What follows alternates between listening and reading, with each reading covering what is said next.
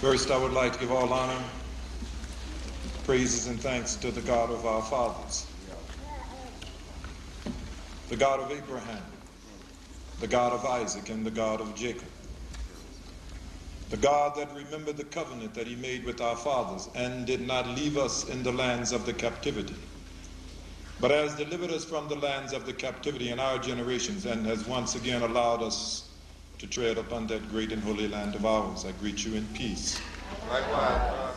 To all the elders of the congregation, it is my fervent prayer that the Holy One of Israel will give you eternal peace, eternal joy, and in understanding these words of truth, I pray eternal life. To all of the brothers and the sisters that are incarcerated in the penal institutions the length and breadth of this ungodly land, Yah is my witness. Ye shall not be forsaken, neither shall ye be forgotten. And unto all of you that have taken the time out of your schedules to come and to share these precious moments with me, to give me the opportunity to behold the countenances of those sons and daughters whom have been preserved by the Holy Spirit to assist in this epic struggle against the forces of darkness, I greet you in peace, and I am eternally thankful and grateful. I have chosen as my subject a lesson entitled History and Destiny. But before getting into the substance of my subject, I would like to go back to something that I said in my introduction. I mentioned the God of our fathers. I said the God of Abraham, the God of Isaac, and the God of Jacob. You may wonder why I did not just say God. There is a reason. Because I had to sanctify the God to which I was referring. For there are many gods, quite the contrary to what you are being told every day, because again, as the prince said, it's an easy decision. Well, I had to make the hard decisions, and I have to cause you to come to terms that it's so much easier for me to be able to stand before you with so many variations in your religious beliefs and to say that it's all the same God, because then I can keep all of us under the same umbrella. But I had to come to terms, hard decision, because we are in some very difficult times. And I have to be the one to inform you that we're not, in fact, all worshiping the same God. I had to sanctify the God to which I was referring, because I want you to introspect and to retrospect. See, it is not enough just to say, I believe in God. For in the midst of our people, Africans born in the Americas, you will find maybe 1% or 1% of them that will state that they don't believe in God. They believe in God. But the difference is that to believe in God and to worship God are two different ball games. To believe in God makes you accountable for what you say, but to worship God makes you accountable for what you do. And that one God to which we refer did not give all of us different lifestyles and say it was all the same, because it would have been confusion.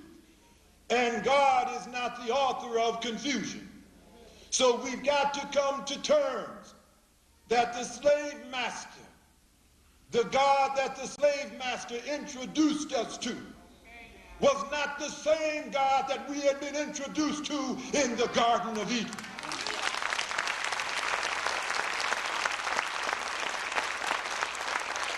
We've got to come to terms with the fact that over these 400 years of the captivity, we have accepted many lies as being the truth. These lies have affected our lifestyles. These lies have affected our aspirations and our inspiration. But at some point we've got to come to terms with the fact that after 400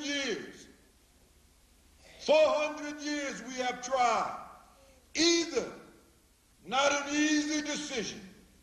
But after 400 years, I have concluded that either America cannot solve our problems or America will not solve our problems. Either way, we have no choice except to take our destiny and our problems into our own hands and seek solutions.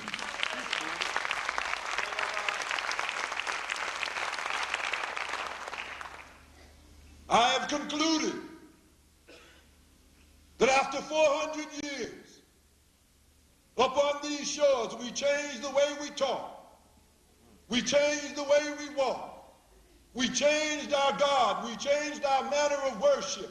We changed our dress. We changed our diet. As a matter of fact, we changed everything because they said, surely this change is going to bring forth the solutions. And we tried it.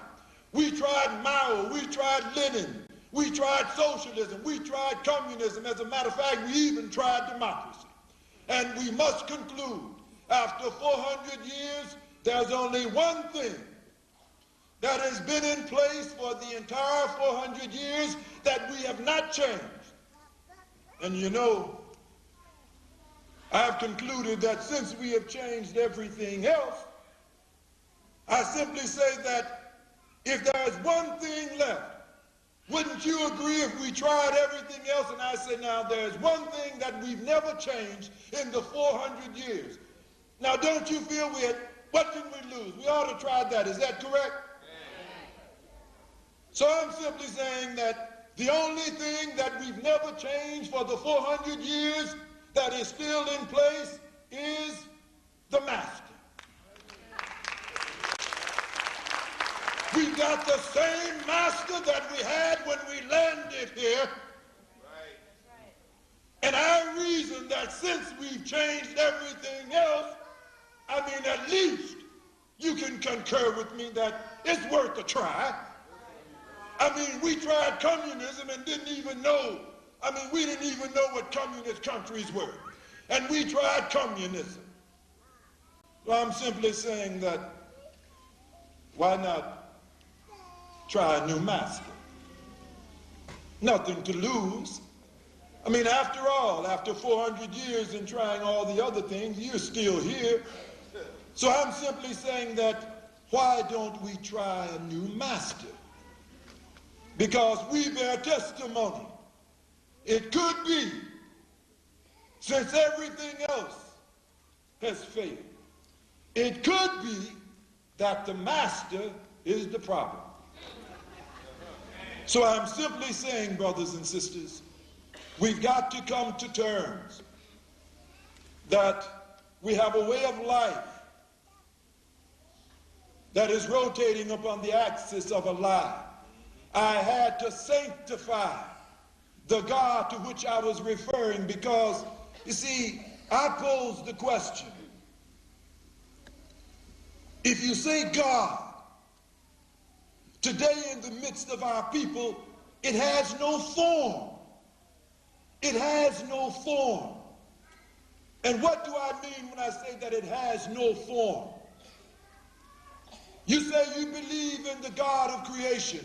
Give it some form. What is a God family? So that I will know if I see one or if I'll know when I don't see one. I've got to know, do you know that if you don't know what is right, do you know you don't know what is wrong? Until you know what is right, you don't know what is wrong. If you don't know what is right, you are liable to believe what is wrong is right, because how will you differentiate? You don't know. And you're susceptible to deception. I'm simply saying, if you say that you believe in and worship God, I simply say give it form so that I will know. Is it wrong to ask if you believe in God? Describe a God family to me so that I will know when I see one, and I will know when I don't see one who needs the help. But if I don't know the difference between those that are secure and those that need the help of God. Give it form. What is right and wrong? I would like to ask the minister, you would please read the hearing, the audience, something having to do with sanity, please. Reading from the Atlanta Journal-Constitution, Saturday, July 8th, 1995, having a mind to kill. Mental illness and insanity are not synonymous. Millions of people suffer mental illnesses, such as depression, anxiety, and phobias, but aren't insane. But they aren't insane. Continue on, please. Insanity means... Insanity means what? A person is delusional. A person is delusional, psychotic, schizophrenic, or otherwise out of touch with reality, and unable to distinguish what? Right from wrong. Right from wrong. If you don't know the difference between what is right and what is wrong, you are declared insane. So I'm interested because maybe that's why everybody keeps saying, they crazy, they're crazy. I want to know how they determine it. Because if you don't know the difference between what is right and what is wrong, you are declared, in the world of psychiatry, you are declared insane. So then what do? They give you some shoes, and they put strings in them. Call them shoelaces. Lace, tie. And then they give them to you, and they watch what you do. You put them on, and you're supposed to pull the sides and the tongue tight, and you pull it loose. You're supposed to tie the shoe, and you untie the shoe. And they look and they say, that's okay. Don't worry about them. They ain't going nowhere. Now, they don't know the difference between what you're supposed to do with laces. You're supposed to tie the shoe. And you look up on the stage and you see famous entertainers with their pants on backwards. And you see an audience full of people clapping. So they finished the survey and they said, well, boss, ain't nothing to worry about, because they don't know the difference yet between what is right and what is wrong. But what is right has to do with God, and what is wrong has to do with the devil. And our people today, you do not know what is a right family, what is a wrong family, but somebody knows, and somebody is determining your ability and what you are able to accomplish by your ability to discern the difference between what is right and what is wrong. I mean, what is right in the eyes of God? Are there some things that God likes? Anybody give me a hand there? Sometimes I require audience participation. Are there some things that God likes, my sister? Mercy. Number 2, mercy, order. Are there some things that God does not like? So that means that God has got a position. Is that correct? God has got a position. Now I'm simply asking you some of the things that God don't like and some of the things that God does not like. God has got a preference. So then I simply ask, describe for me the God family, because there is a family that God likes, the structure, and there is a family that God does not approve of the structure. See, everybody talking about a family. We're talking about a God family. Is there a preference in the eyes of God in reference to education, higher education? I want to put our struggle into perspective. Higher education. Brothers and sisters, there are only 2 forces on this planet vying for the souls of men. Only 2. I want to make it simple. You don't have to count high. 2. God and Satan. Only 2 souls vying for your souls. Every individual on this planet every day is worshiping either God or Satan. Every individual has to look into the mirror and pose that question to himself, God or Satan? You cannot worship God and Satan simultaneously. There is no such thing as an agnostic that does not believe in God, that does not worship the devil. Everybody that tell you they don't believe in God, no controversy, no argument. They believe and worship the devil. I want to make it simple for you. There is no middle ground. There is no purgatory. It's not a matter of you choosing sides. You have chosen sides. It's just a matter of us understanding what side you have chosen.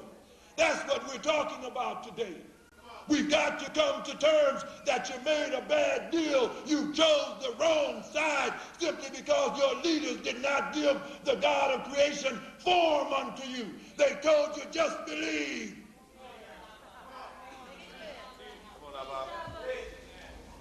That means that in every aspect of your life there are two perceptions. Two perceptions. One of God and one of Satan. Two perceptions of beauty. Got to ask yourselves now. Two perceptions of beauty. You've got to come to terms with it. There is a beauty, according to the definition of the Creator, and there's the same term, someone that is considered beautiful, according to the definition of the opponent of the Creator. Two perceptions of beauty, using the same term, but there are two perceptions. So now, higher education. Give you an example. I reason, maybe you will concur with me, I reason that true higher education, because there are two perceptions of higher education. I reason that true higher education could only be achieved if it was God-centered. Do you believe that you could achieve higher education and it not be God-centered? No. Any of you believe that you could achieve higher education and God not be at the center of that education? You would be in denial of the Creator. But then that means that there could be no such thing as secular higher education, but someone is giving you the impression that you have achieved higher education so that you will not understand that you have got to be re-educated. Carter G. Woodson said that the problem is the miseducation. You have accepted a false definition. That's why you have not succeeded in bringing this captivity to an end, simply because what? You don't know how. If you knew how, you would have ended this persecution. Are we still suffering persecution? Yes. After 400 years of coon, boo, shoe, possum, boy, 400 years later you are jelly bean. 400 years later, you know why it hasn't ended? You don't know how to end it. You may as well come to terms. You don't know how to end this oppression. Until you confess that, you will not seek an alternative understanding in education. So then we go back to this very popular term, progress. Because I want to put our struggle into perspective. You see, there are two perceptions of progress. Now, I simply say that progress would be defined as progress if a people were getting closer unto God. Any of you that would agree with me on that? I say true progress could only be achieved if an individual or people are getting closer unto God. I would determine that as progress. Could any of you agree with me on that? Now, let me ask this question then. Are we as a people today, are we closer or farther away from God? But you are farther away from God and somebody is telling you you are what? Progressing. Somebody is telling you you are progressing, but I'm simply letting you know that's a different perception of progress. You are getting farther away from God That's a deceptive perception of progress. How could we be progressing and we're getting farther and farther away from God? Don't you understand that's a lie?